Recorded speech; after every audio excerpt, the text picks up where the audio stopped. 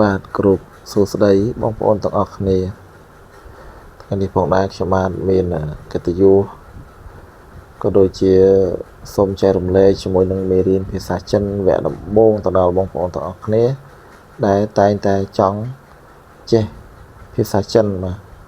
ហើយមេរៀននេះគឺជាមេរៀនវគ្គដំបូងបាទទី1សម្រាប់អ្នកដែលចេះ Pin in ហើយបាទមេរៀនទី1នេះគឺយើងអានថាទីអ៊ីខ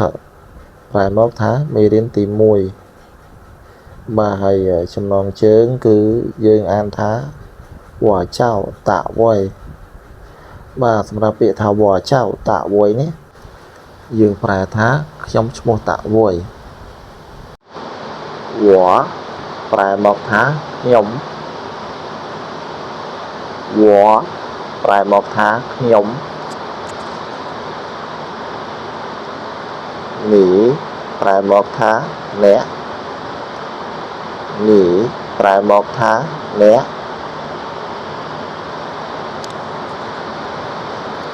ហៅ